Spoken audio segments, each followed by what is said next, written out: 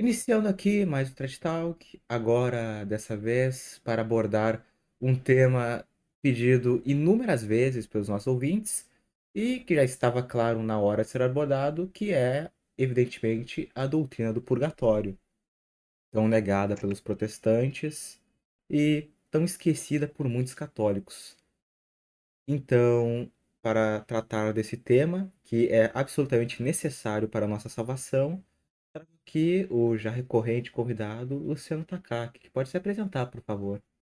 Eu sou o Luciano e aqui vamos tratar do purgatório, que vai servir também, inclusive, de um complemento, né, a outros dois podcasts que já foram gravados, que, inclusive, são sobre os outros dois andares do chamado Infernos, né, no caso, o inferno propriamente dito, né, dos réprobos e danados e demônios, e o limbo dos infantes.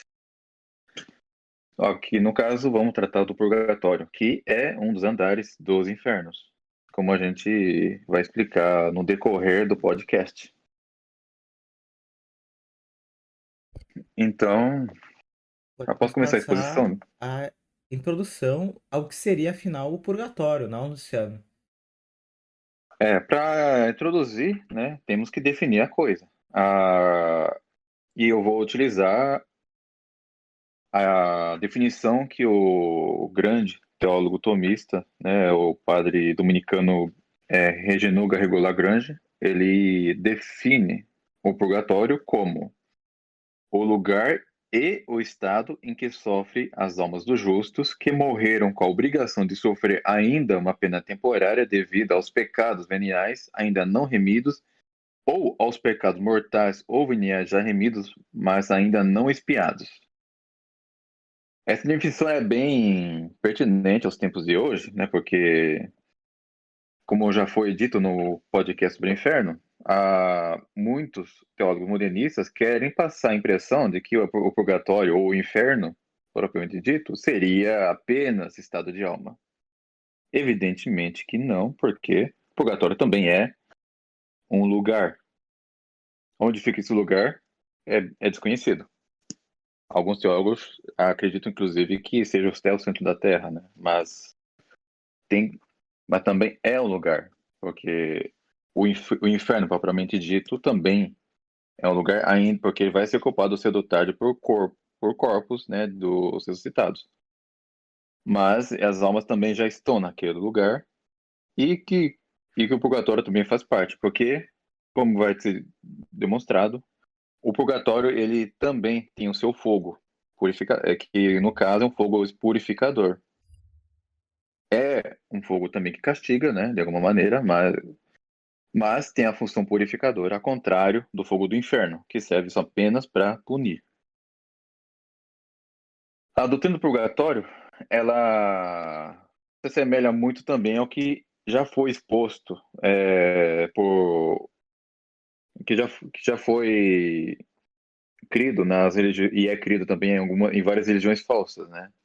Se você reparar a pena das religiões pagãs, do inferno da religião pagã, se assemelha muito mais ao purgatório, inclusive, do que o inferno em que nós cremos, que é eterno.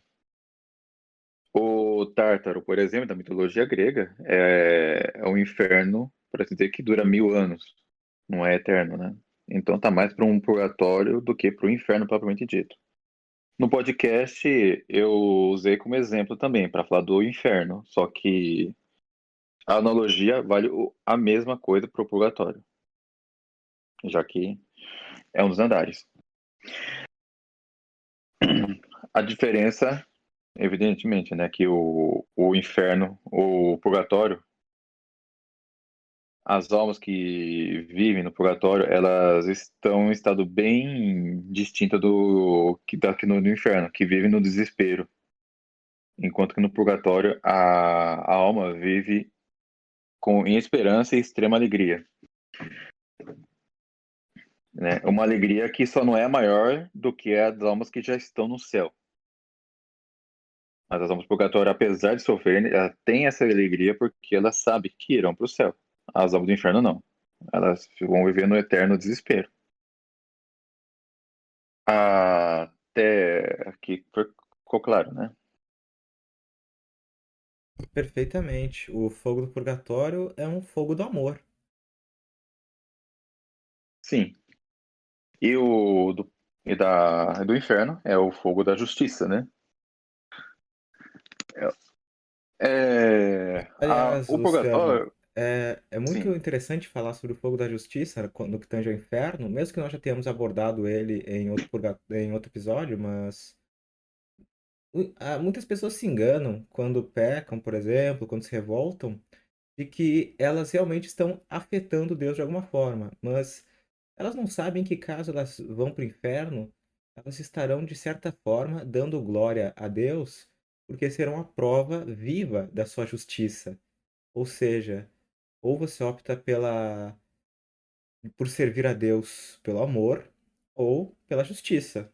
Ou seja, ou ser um dos eleitos, ser salvo, ou ser um dos condenados, um dos réprobos, que dará prova da sua justiça, que demonstrará que Deus é justo. A justiça vai ser manifesta nesse dia.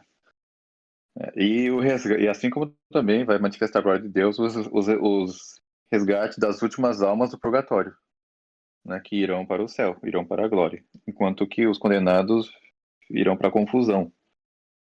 É, o historiador francês, que também é marxista, ateu e judeu, o Jacques Le Goff, ele aborda extensamente sobre o purgatório no seu livro O Nascimento do Purgatório. Inclusive, muitas referências, as comparações que eu usei agora para tratar da comparação do purgatório com o inferno das religiões falsas, inclusive extraí do livro dele, que aborda extensamente, é bem completo sobre o assunto. O problema é o seguinte, né? Ele comete muitos erros por causa do seu materialismo, né? Decorrente do seu marxismo. Então ele sempre vai analisar o nascimento do purgatório dentro da religião católica da perspectiva materialista. Não é um bom livro, inclusive, para entender o purgatório, tá? Ele é um material muito útil de compilação de dados, mas a sua interpretação tem que ser absolutamente rejeitada. É, com isso, podemos partir para o erro protestante. Começou com o Lutero. Curiosamente, a negação do purgatório não é total entre os protestantes. Tem protestantes que, inclusive, creem no purgatório. Como, por exemplo, o C.S. Lewis. Ele era um protestante anglicano, mas ele cria na existência do purgatório, como muitos anglicanos ainda creem, inclusive. Salvo engano, até o Henrique VIII cria. Não tenho certeza nessa parte. Agora, com relação a Lutero, Calvino e, Lu- e Zwinglio, eles rejeitaram o purgatório. Principalmente por causa do santo sacrifício da missa. Porque nós católicos cremos que o santo sacrifício da missa ele é propiciatório. Ele é propiciatório e ajuda na expiação. Ele ajuda na expiação das penas do purgatório. Só que o Lutero, ele, ao negar as indulgências, ao negar o santo sacrifício da missa como sacrifício propiciatório, ele vai negar depois a existência do purgatório. Ele chegou a crer, né, inicialmente, mas depois ele foi vacilando na fé até negar de vez. Esse erro protestante de negar o purgatório, ele é muito inconveniente, porque sendo assim, o nosso próprio julgamento vai ficar algo, digamos, muito preto no branco, né? É bom lembrar que no céu não entra nada puro, como diz a Sagrada Escritura. Sendo assim, a gente, para entrar no céu, a gente tem que entrar em estado de extrema pureza. Só que é impossível alcançar esse estado aqui na Terra, porque nós sempre vamos pecar. Nós não somos imaculados e que nem a Santíssima Virgem, né? Então, se o Lutero cria nisso, seguindo a lógica dele, qualquer pecado venial vai nos condenar ao inferno. Seguindo a lógica de Lutero, Calvino e outros hereges que sempre que negaram o purgatório. E o centro purgatório, ao contrário do que Lutero dizia, ele que seguia a sola escritura, ele queria que não possa ser demonstrado. Porém, o Concílio de Trento condenou essa proposição de que o purgatório ele não pode ser demonstrado pela Sagrada Escritura, porque ele pode sim. Algum protestante pode até objetar, dizendo que nós usamos como referências apenas o livro do Macabeus, que é um livro deuterocanônico, que os protestantes acusam como apócrifo, né? Lá diz que o Judas Macabeus ele rezava pelos mortos, que ele oferecia um sacrifício expiatório pelos mortos. Isso está em Macabeus 12, 12, 46, 43, 46. Ah, já deveria ser prova suficiente, né? Só que o Lutero ele rejeitava esse livro. Mas mesmo que não usasse apenas esse livro, ao longo da Sagrada Escritura, isso vai ficando evidente. Em São Mateus, na... em São Mateus ele diz, está escrito assim, que todo aquele que falar contra o Espírito Santo não alcançará perdão neste século, nem no século vindouro.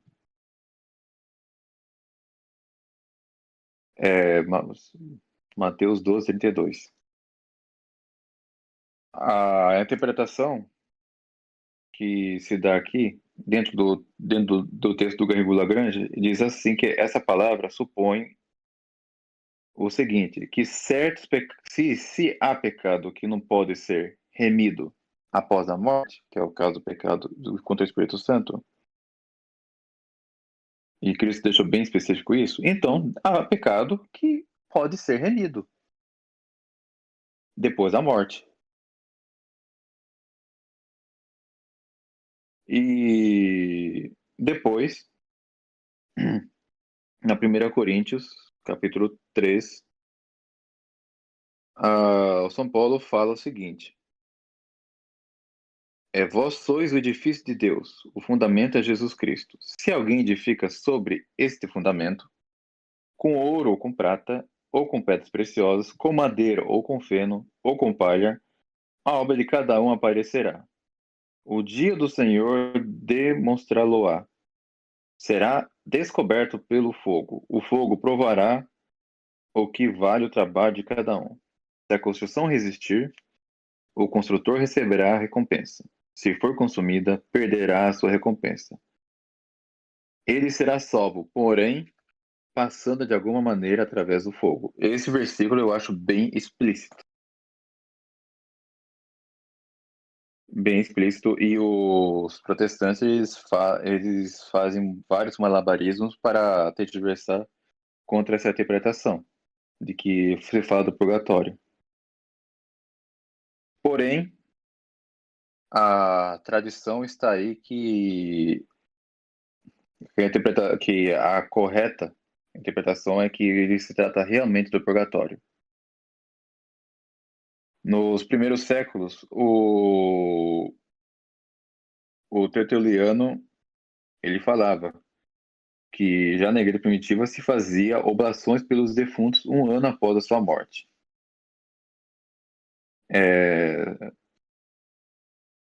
São Cirilo de Jerusalém cria que as orações feitas pelos mortos obtenham socorro. Depois, Orígenes. Orígenes ele negava a eternidade do inferno, mas ele mesmo ele falava do purgatório também. Orígenes ele escreveu o seguinte, na sua 24ª homilia, no seu comentário sobre o Evangelho de São Lucas. Ele disse assim: João tomou e disse a todos: Por mim vos batizo com a água, mas vem um mais forte que eu, que vos batizará com o Espírito Santo, no Espírito Santo e no fogo. Tal como João, perto do Jordão, entre os que vinham ser batizados, acolhiam uns que confessavam seus vícios e pecados, e expulsavam os outros, dizendo-lhes raça de víboras, etc. Assim como o Senhor Jesus Cristo ficará na água, perdão, ficará no rio de fogo e em Inhoflumine, perto da perto de uma lança de fogo, flama rompea, para que batize nesse rio todos aqueles que depois da morte devem ir ao paraíso. Mas lhes falta a purgação, purgatione indiget, e os faça passar para os lugares desejados. Mas aqueles que não terão o sinal dos primeiros batismos, ele não os batizará no banho de fogo. Pois antes é preciso ser batizado na água e no Espírito, para que, quando se chegar ao rio de fogo, se possa mostrar que conserva os sinais do banho na água e do Espírito, e se merece então receber o batismo de fogo em Jesus Cristo. Ele também, o, o mesmo Orígenes, no seu comentário sobre Levítico, ele dirá, se apoiando no versículo do livro de Jó também. Mas quem, portanto, extrairá o puro do impuro? Mas para o justo, essa passagem pelo fogo é um batismo, e faz fundir e transformará o chumbo que pesava na alma em ouro puro. O São Cipriano, ele, na sua carta a Antoniano, ele dizia: uma coisa é esperar o perdão, a outra é chegar à glória. Outra coisa, ser mandado para a prisão, em cárcere, para dali sair somente depois de uma paga para a última esmola. Outra coisa é receber imediatamente a recompensa da fé e da virtude. Outra coisa é ser libertado e purificado de seus pecados por um longo sofrimento no fogo. Outra coisa é ter apagado todas as suas faltas pelo martírio. E por aí vai. Também Lactância, Lactância também, no seu Instituciones, ele fala que Deus examinará os justos e fará também por meio o fará também por meio do fogo. Aqueles cujos pecados prevalecerem por seu peso ou por seu número serão envolvidos pelo fogo e purificados. Aqueles que ao contrário uma justiça perfeita, uma altura de virtude estiver estabelecida, não sentirão essa chama.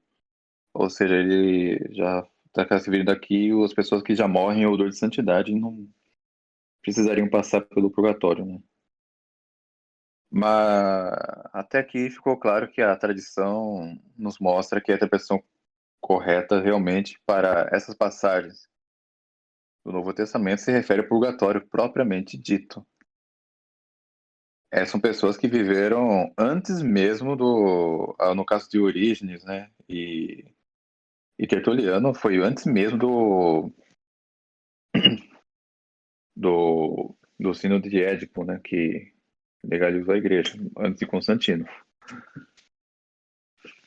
Até que ficou claro, Sebac? Perfeitamente, Luciano.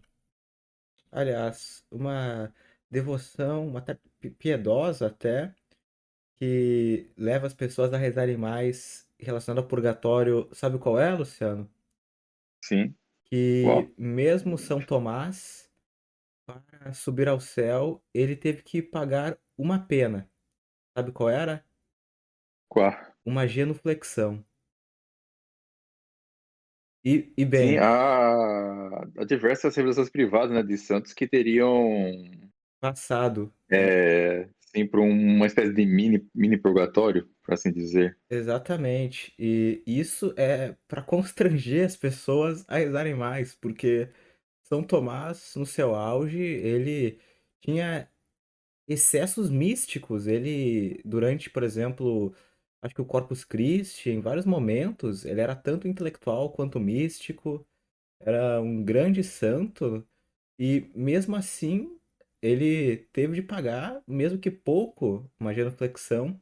Tente adequar isso a uma pessoa comum. Que pena seria, não? Sim. Aqui, aproveitando, quem realmente defendeu melhor a doutrina do purgatório dentre os padres da igreja, né?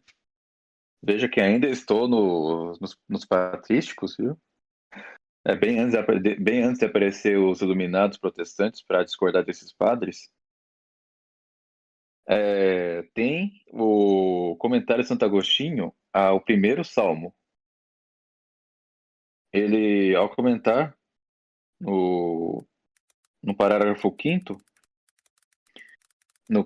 comentando ao primeiro salmo, ele escreve aqui, ele escreve: os ímpios não se levantarão no juízo, entre aspas, citando o salmo, né? Porque como a poeira serão carregados sobre a superfície da terra. Com razão se afirma serem os soberbos privados do que ambicionam o poder de julgar. Torna-se isso mais compreensível na frase seguinte: nem os pecadores no conselho dos justos. Costuma-se repetir assim, de modo mais explícito do que já fora declarado. Os pecadores são os ímpios. Acima se encontra no juízo. Aqui, no conselho dos justos. Ou, certamente, se os ímpios e pecadores se identificam, porque todo ímpio é pecador, nem todo pecador é ímpio. Os ímpios não prevalecerão no juízo, quer dizer, ressurgirão, mas não para serem julgados, porque já estão condenados a penas bem determinadas. Os pecadores, porém, não ressurgem na Assembleia dos Justos para julgar, mas para serem julgados conforme se disse a respeito deles. Aqui ele repete a citação de São Paulo que já disse, né? O fogo provará o que vale o trabalho de cada um. Se a obra subsistir, o operário receberá sua recompensa, etc. Porque será provado através do fogo, etc. A Santo Agostinho, ele já cita o purgatório aqui nesse comentário ao Salmo. Porém, ele cita o purgatório em diversos outros escritos dele. Especialmente em uma carta em que ele pede, inclusive, orações pela sua mãe, que tinha morrido. E lembrando que estamos falando da Santa Mônica, uma mulher extremamente virtuosa. Morreu em grande odor de santidade, né? E mesmo conhecendo a piedade de sua mãe, Santo Agostinho pediu orações por ela. Ora, se, se ele já tinha certeza, se a gente vê uma pessoa morrer em odor de santidade, ele não teria por que se muito se preocupar, porque a gente já teria que presumir que a pessoa foi para o céu. Assim como se uma pessoa morre e a gente sabe que a pessoa é ímpia, também poderíamos presumir que a pessoa foi condenada ao inferno. E em um dos dois casos, é necessário rezar pela alma da pessoa, nem pela que se salvou e nem pela que se condenou. O destino já foi selado. Agora, eu pergunto, por que Santo Agostinho pediu orações pela sua mãe, que foi uma pessoa boa, muito boa, por sinal? Porque exatamente ele presumia a possibilidade também dela ter ido para o purgatório, mesmo morrendo santamente. É, E também convém também citar, né, a passagem de é, Gálatas, Gálatas 6:2. São Paulo disse: ajudai-vos uns aos outros a carregar os vossos fardos, e deste modo cumprireis a lei de Cristo. E no Colossenses 1:24, nada falta somente de Cristo em si mesmo, mas falta aquele em nossa própria carne, a sua aplicação a nós e a sua irradiação em nós. Essas passagens convêm aqui também pela necessidade de nós sofrermos piedosamente aqui na Terra, acolhendo esse sofrimento, porque eles farão diferença no dia do juízo.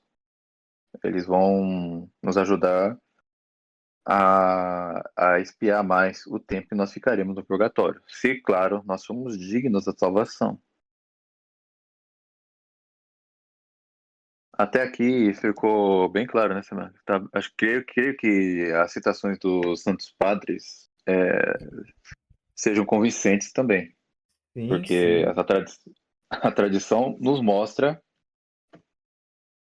que o purgatório, que negar o purgatório, como fizeram os protestantes, é um erro não só doutrinal, como também é um erro de razão, porque a conveniência da existência da pena do purgatório está bem demonstrada pelos Santos Padres.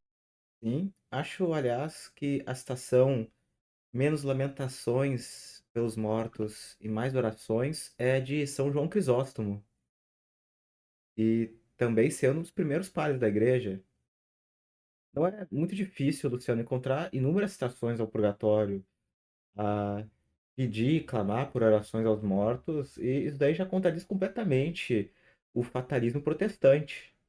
E ou Que você acha que é um eleito, ou, né, que não peca mais, ou, ou ou um réprobo que já não tem mais esperança, então já vai arder no inferno mesmo. Agora falta dizer o que a doutrina da igreja diz, né? O Jacques Le Goff, no seu livro, ele erra, não sei se é desonestamente ou ele erra acidentalmente, mas ele diz que o purgatório ele foi definido no Concílio de Trento, depois da negação de Lutero da missa propiciatória, né, e das indulgências. Mas é um erro dele, porque o purgatório ele sempre foi crido e já o Inocêncio assim, Inocêncio quarto, ele diz na sua carta ao bispo de Túsculo, e essa carta foi acrescida à Constituição Romano Pontifex Summum, que é deixa eu ver, primeiro Concílio de Leão. Primeiro Concílio de Leão. Ele diz o seguinte: no Evangelho, enfim, a verdade afirma que, se alguém tiver proferido alguma blasfêmia contra o Espírito Santo, não lhe será perdoado, nem nesse século, nem no futuro. Mateus 12:32, como já foi dito, citado por Garrigou Lagrange. Por essa palavra se dá a entender que algumas culpas são perdoadas no século presente, outras, ao contrário, no século futuro. O que o apóstolo diz, aí ele cita aquela primeira carta aos Coríntios, né, capítulo 3º, que passa pelo fogo, etc e tal. Aí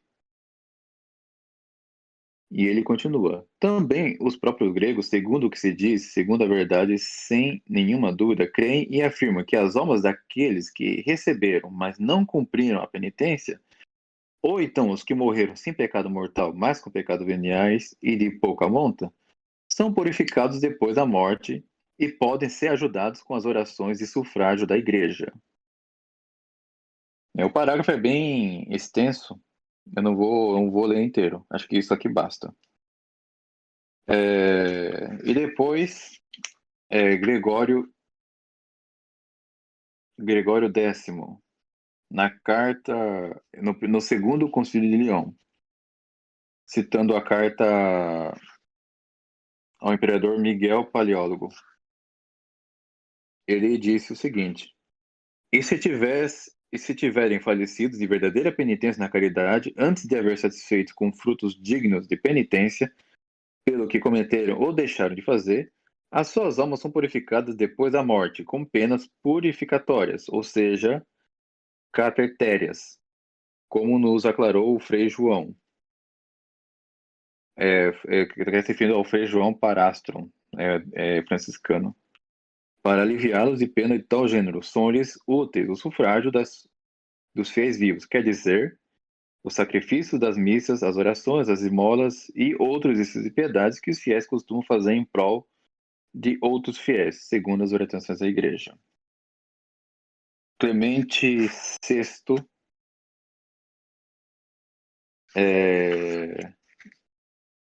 deixa eu ver aqui.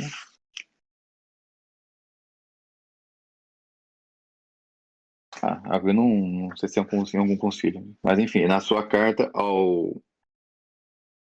a Mecter católico dos Armênios. Ele disse assim, ele escreve: perguntamos se tens cridos e crês que existe o purgatório, ao qual descem as almas daqueles que morreram na graça e ainda não cumpriram a satisfação dos seus pecados por uma penitência completa. Igualmente, se tens cridos e crês que elas são atormentadas pelo fogo por um certo tempo e que, uma vez purificadas, mesmo antes do dia do juízo, cheguem à verdadeira e eterna felicidade, que consiste na visão da face a face de Deus e no amor. E no e Eugênio IV, Concílio de Florença. Igualmente, se verdadeiros penitentes falecerem no amor de Deus antes de ter satisfeitos com frutos dignos de penitência, o que cometeram ou deixaram de fazer as suas almas são purificadas depois da morte com as penas do purgatório, para que recebam um alívio destas penas, ajudando-nos o sufrágio dos fiéis viventes, como o sacrifício da missa, as orações, esmolas, e assim vai. E encerro aqui com o decreto do Concílio de Trento. Aqui sim que é o que o Jacques Le Goff ele cita, né, no seu livro. Diz o Cânone 30, da sexta seção sobre a justificação. Se alguém disser que qualquer pecador penitente, depois que recebeu a graça da justificação, é perdoada a culpa e cancelado o débito da pena eterna, de modo tal que não lhe fique débito de alguma pena temporal para descontar nesse mundo ou no futuro, no purgatório, antes que seja abertas a porta do reino dos céus, seja anátema.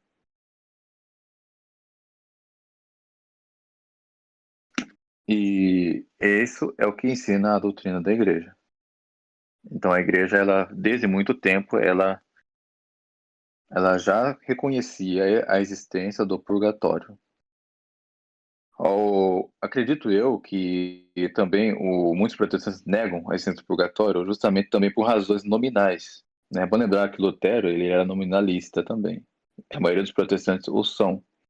Então, se eles não virem o nome purgatório ali na Sagrada Escritura, eles acham que a Bíblia não fala de purgatório. Mas não, a purgatório é uma terminologia de origem medieval, sim.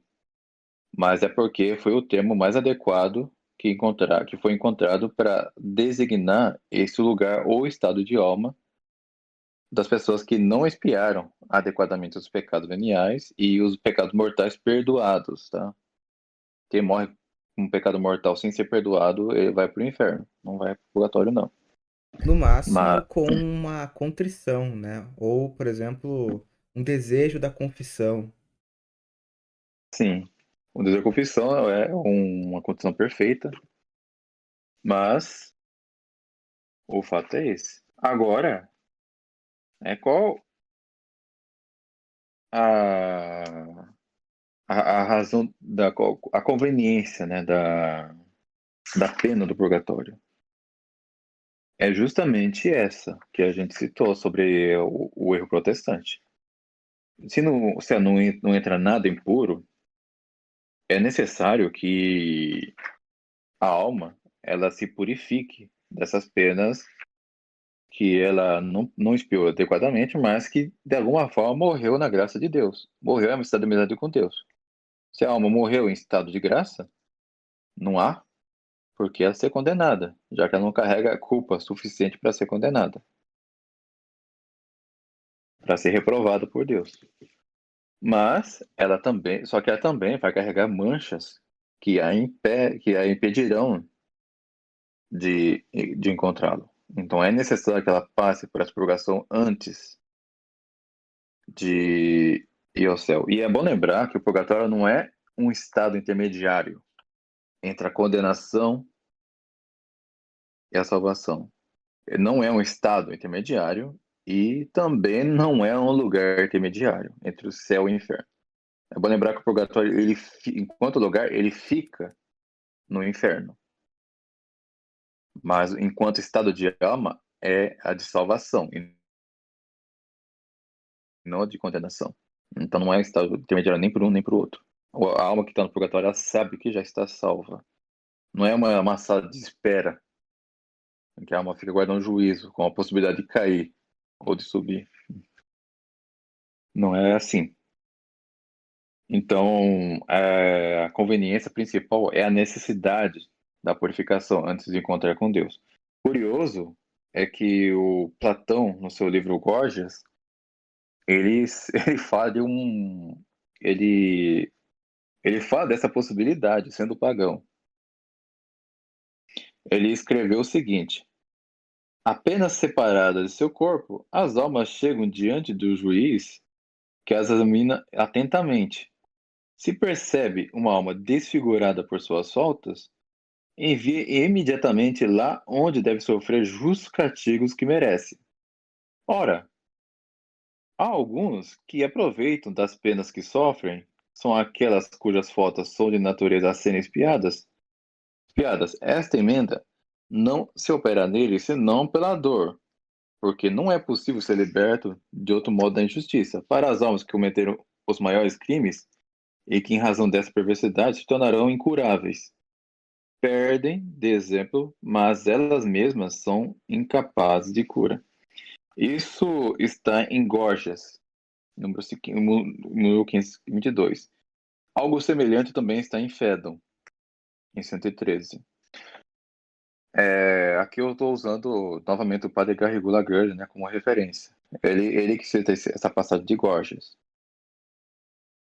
Então, sendo o purgatório um estado de salvação de alma, ainda que fique no inferno, é um dos andares dos infernos, o purgatório é então é um estado de é o que nos dá esperança. Entendeu? Se não crêssemos no purgatório, seríamos desesperados. Ainda mais nesse momento de crise na igreja, né? Que a gente vê esse mundo cheio de tentações, cheio de maldades, cheio de desonestidades. É impossível a gente olhar para qualquer lugar sem ver alguma impureza, sem ver alguma obscenidade. Então, é a mesma coisa que cremos que a gente está no mundo para sermos condenados, sendo que não. Estamos no mundo para enfrentar tudo isso com a ajuda da graça, e se nós cairmos, fazemos penitência e seguir a luta. E há razões teológicas também, que creio que os padres da igreja que isso já foi o suficiente. Porque afinal é necessário que exista algum lugar onde as almas sejam purificadas para entrar no céu. Agora, bem, até aqui foi suficiente então para demonstrar, né, a existência do purgatório e o que ele é. Agora temos que falar sobre as penas do purgatório. A principal pena é evidentemente a postergação da visão beatífica. Né? Não é igual à pena de dano, tá? Não é igual à pena de dano. Também não é igual a é uma privação também diferente das almas que estão no limbo. A pena da privação da visão beatífica das almas do purgatório é uma forma também da sua purificação. É análogo, por exemplo, a uma pessoa que quer encontrar alguém muito querido por ela, e só que essa pessoa se atrasa. Aí fica aqueles medos de ansiedade, né? Quer ver logo, mas não chega. De alguma forma há esse sofrimento. Aqui no caso estamos falando da postergação da visão beatífica. A pessoa quer ver a Deus, que é o sumo bem, a a alma mais ama e quer se unir logo. Então, se tratando de um bem muito maior do que um simples amigo, então a alma vai sofrer muito mais nessas condições de ter a visão beatífica protegada. E há também as penas dos sentidos. Aí fica a coisa fica mais difícil de entender, porque estão falando, porque as almas do purgatório são almas, não são corpos. E como pode haver algo semelhante à pena dos sentidos no purgatório, né? Aqui tem que lembrar que Deus pune os demônios no inferno com o fogo também. O fogo, ele é corpóreo, né? Ao contrário do que os modernistas dizem, né? Não é um fogo puramente espiritual. Ele é espiritual também. Mas ele também é um fogo corpóreo e esse mesmo fogo vai castigar os corpos do inferno. Mas esse mesmo fogo, ele também vai servir para purificar as almas do purgatório. É o mesmo fogo, provavelmente, não é um dogma de fé, mas é um consenso teológico sobre isso. O mesmo fogo que castiga as almas do inferno castigam também as almas do purgatório, por razões diferentes. E agora pergunto-se como esse fogo corpóreo vai punir as almas do purgatório. Pela mesma razão do fogo do inferno. A analogia que se dá é com relação ao batismo. Como é que Deus, por Espírito, vai causar os efeitos do batismo por meio da água? É a modo dele operar. Se ele consegue operar pela água, ele vai conseguir operar pelo fogo também. Então, de alguma maneira, ele vai conseguir castigar a alma com esse fogo. Possivelmente privando, né, de diversos movimentos e dons que que a alma teria. Lá. E esse Gargô Lagrange, ele cita também a Santa Catarina de Gênova.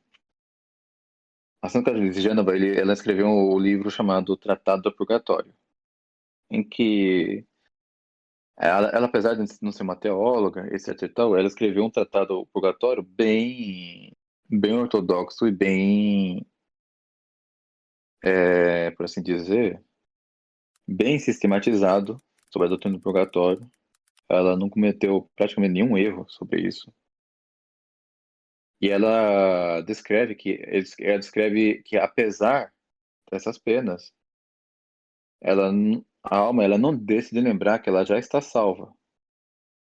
E que a alma que está no purgatório, ela vai ao purgatório de bom grado. Ela vai aceitar aquilo. Ela está na amizade com Deus e ela vai aceitar essa pena e sofrerá com todo amor. É bom lembrar também o seguinte: a purificação da alma do purgatório não é meritória, tá? Não é meritória. O mérito e o demérito é nessa vida agora. Depois que morre, não tem mais mérito. É por isso que as almas do purgatório, elas fazem parte da igreja padecente. Porque elas ficam padecendo essas penas para se purificar. E não tem mérito nenhum nisso, visto. E ela escreve no capítulo 2º do seu Tratado do Purgatório: nenhuma paz é comparável àquela das almas do purgatório, exceto aquela dos santos do céu. E essa paz cresce sem cessar com influência progressiva de Deus sobre essas almas. À medida que os impedimentos desaparecem, e os impedimentos causados por esse fogo, né? Comento eu agora. A ferrugem do pecado é o obstáculo. Quando essa ferrugem desaparece, a alma reflete cada vez mais perfeitamente o verdadeiro sol que é Deus. A sua felicidade aumenta à medida que a ferrugem diminui.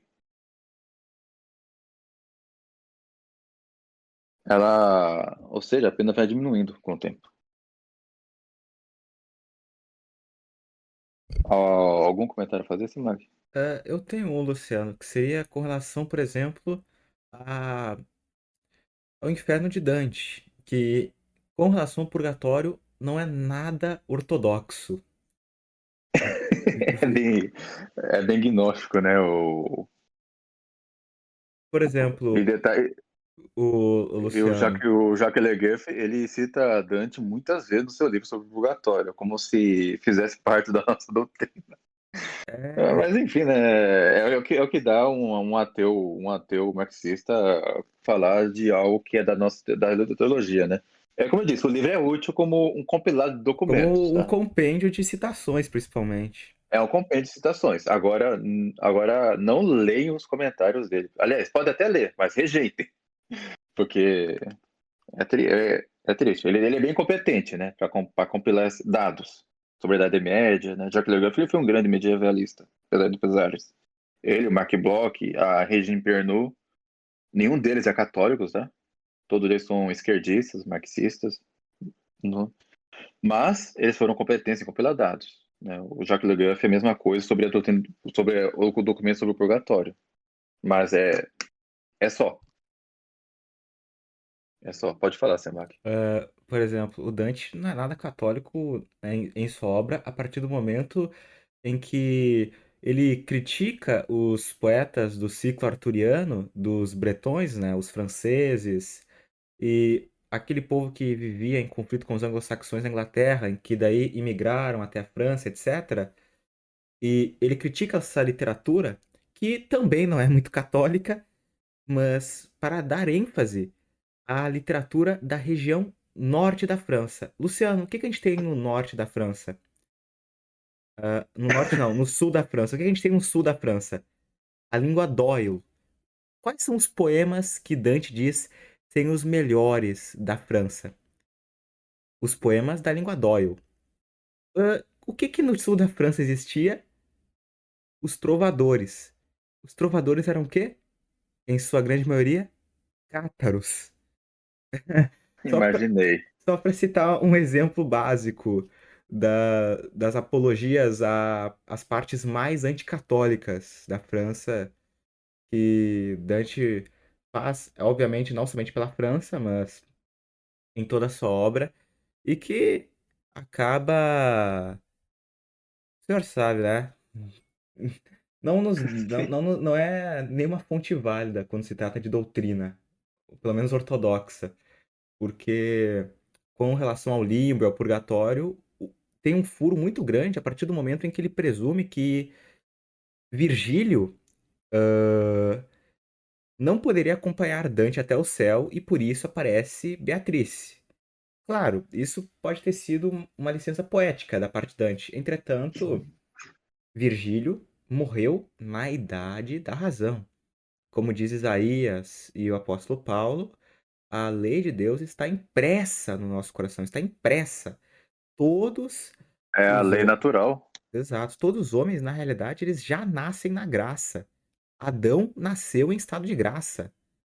O que eu quero dizer é que o homem já é invariavelmente encaminhado a um fim sobrenatural, seja Ah, sim, sim. pela sua participação externa O e homem, visível.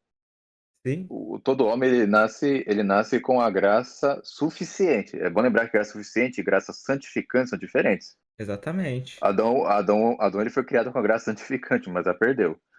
Aí a gente tem a graça suficiente, mas não é nada garantido que tenha uma santificante. Se a graça é santificante, a gente não se salva. É impossível. Justamente. Agora, sim, mas todos nós, mesmo em estado de pecado mortal, temos a graça suficiente que pode nos encaminhar para a graça santificante, né? Mediante batismo ou confissão. Ou contrição perfeita, né? Que é bem mais difícil, diga-se de passagem, né?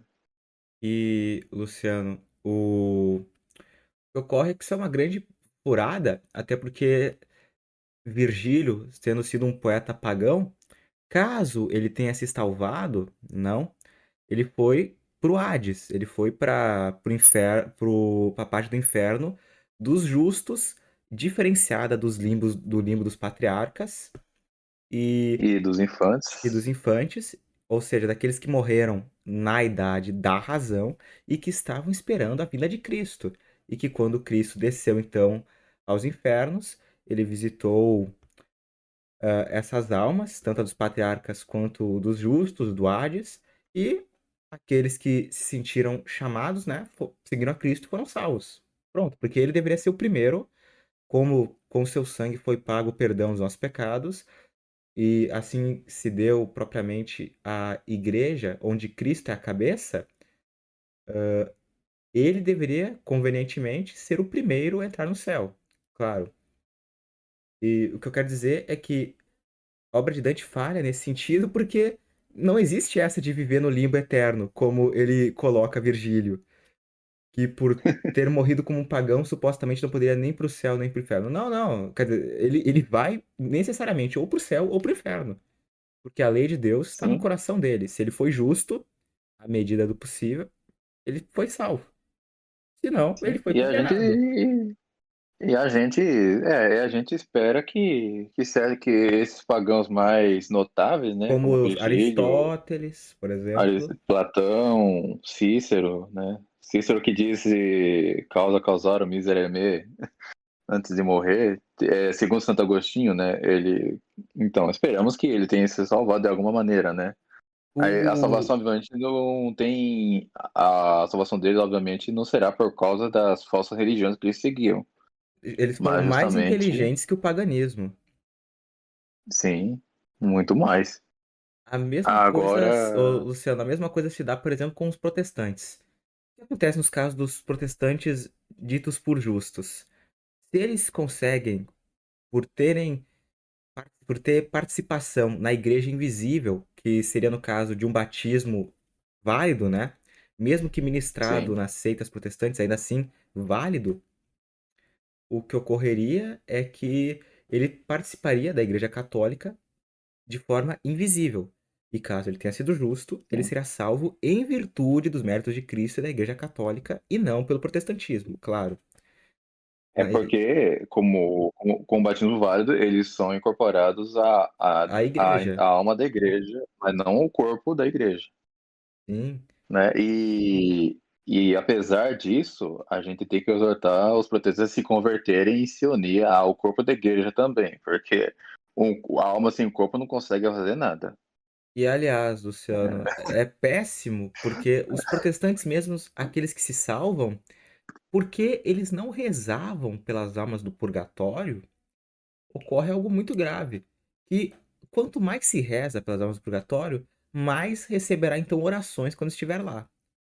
O que Sim, é absolutamente justo. Tanto que um santo patrístico dizia que orar pelas almas do purgatório era, por assim dizer, quase que um mandamento, que você deveria necessariamente, sob pena talvez de entrar em pecado se não rezasse. E o que ocorre? Imagina, você é salvo, mas como você nunca rezou por ninguém no purgatório, você vai ficar 1000 anos no purgatório. 1000 anos sendo muito otimista, né? Então, Esse seu mundo durar mais 1000 anos, né? Mas do jeito que tá, eu acho meio difícil. Do jeito que tá, mas é isso. é, sim. A... E a gente agora entrou na questão sobre rezar no purgatório, né? Mas primeiro tem que explicar como prevenir, né? E a prevenção não ter como prevenir. Bem, primeiro, na prática, é quase impossível a gente se livrar da pena do purgatório. Isso tem que estar bem claro. Eu, sendo muito otimista, é tipo 99,9999% dos salvos que deverão passar pelo purgatório, de alguma maneira. Inclusive, há relatos de revelações privadas de que santos passaram pelo purgatório. Até Justamente, Santo como eu Agostinho. mesmo falei, no caso de São Tomás, uma genuflexão. Então, Dizem que a Santa Teresa d'Ávila e a Santa Teresinha também passaram. Não sei até que ponto isso é verdade, né? Mas dada a dificuldade mesmo para conseguir isso, porque a pessoa tem que alcançar um nível de caridade muito heróico para se livrar da pena do purgatório. porque para se livrar da pena do purgatório, já aqui na Terra é necessário passar por uma espécie de purgatório também, algo análogo ao purgatório. Os grandes santos, pelo que eles passaram, né? Se você pega a vida de São Francisco de Assis, por exemplo, o que fez São Francisco de Assis? Você acha que ele só largou as coisas do pai e foi viver no meio do mato? Não. Isso até Buda fez e não ganhou mérito algum. O Buda conseguiu fazer isso, né? Vocês podem conhecer a história dele lá no podcast sobre religiões asiáticas. O Buda fez isso, não adiantou nada. Eu acredito que não, pelo menos, né? Porque, bem. Agora, o São Francisco de Assis. São Francisco de Assis, ele fez penitências severíssimas. E ele foi estigmatizado por um tempo. E ele padeceu chagas terríveis. Ele ficou cego, ele teve o olho cauterizado, entre outras coisas.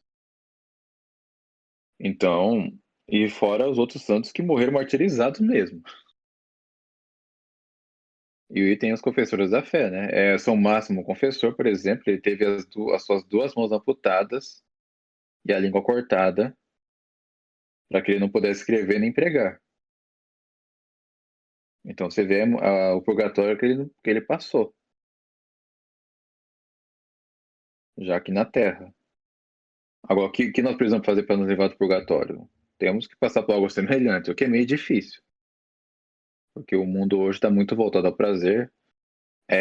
Os católicos de hoje não são mais o católico antigamente. O católico antigamente jejuava e fazia abstinência de carne na Idade Média, né? Na quarta, sexta e sábado. Hoje em dia é só sexta-feira e olhe lá. Ainda dispensa para certos casos, para quem faz trabalho braçal, etc e tal.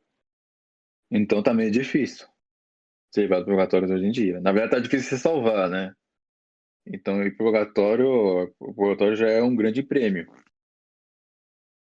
Então, quem quiser ser levado para purgatório tem que fazer isso. Quer ser levado para purgatório? Vai ter que passar por um purgatório aqui na Terra. Suportar as contrariedades. Perdeu o emprego, tá morando na rua, ou sei lá o quê. Suporta isso, pelo amor de Deus. Agradeça a Deus por isso. É só se lembre que você poderia estar no inferno. Mas não, Deus está dando a chance de você viver mais um pouco ainda com condições terríveis para merecer o céu. Suportar as contrariedades, todas elas, o tempo todo, com todo amor. É igual a Santa Teresinha fez. Santa Teresinha se tornou uma grande santa, apesar desse tempo brevíssimo que teria passado no purgatório, dizem, né? Que a pena dela teria feito o sinal da cruz antes de entrar no céu. Mas, mas como ela se livrou de todas as outras penas, suportando todas as contrariedades que ela tinha, que ela vivia. Ela ficava perto da irmã que era a mais insuportável de todas, dentro do Carmelo, ao invés, e agradecia a Deus por isso, ao invés de se conviver com as mais amigáveis, entre outras coisas. Agora, se me perguntarem, eu faço isso? Bem, eu digo que a maioria das vezes não, porque é difícil. É difícil. Eu dou o meu melhor, né? Dando aqui a minha meu testemunho pessoal. É, e claro, né, rezar pelas mesmas almas do purgatório. É, tudo, qualquer oração que você vê que dá em audiência plenária, qualquer devoção que dá em audiência plenária, que a igreja aprovou, né, tem documentos, tem orações e devoções falsas que a igreja condenou, que não devem ser feitas. Ah, mas fora isso, temos aproveitar toda indulgência que aparecer e rezar por elas. Só me engano, rezar o rosário diante do sacrário já dá indulgência plenária. Algo a acrescentar, Samaki? Não, não, perfeitamente. É isso. No mais, devemos optar em pagar agora ou depois, mas é uma opção. Convém, agora, eu falei das penas do purgatório, mas é bom lembrar o seguinte, os doutores da igreja, todos eles estão de acordo de que a pena do purgatório é mais terrível que qualquer outra pena possível aqui na Terra. Ou seja, se por absurdo uma pessoa sofrer fisicamente as mesmas penas que Cristo sofreu na cruz, mesmo que suportando de maneira heróica, isso não vai equivaler a nem a menor pena do purgatório. Então, a pena do purgatório são severíssimas. Severíssimas. Até porque o fogo que castiga e purifica a alma do purgatório é o mesmo fogo do inferno, tá? Nesse sentido, o purgatório e o inferno são iguais. Com a diferença de que o estado da alma é diferente. Enquanto a alma do inferno está no desespero, a do purgatório tem esperança. Porque sabe que vai encontrar Deus. Mas enquanto isso, vai sofrer tudo isso. Então é melhor pagar aqui na Terra. Pelo menos o máximo que puder. Perfeito. Então, Samag, eu acho que acho que esgotamos o suficiente e satisfatoriamente o assunto. Podemos encerrar. Perfeito. Então, muito obrigado, Luciano, por ter vindo aqui expor sobre esse tema tão necessário, tão importante. Aos ouvintes, que não esqueçam de rezar pelas almas do purgatório, em todo o rosário, em todo o terço.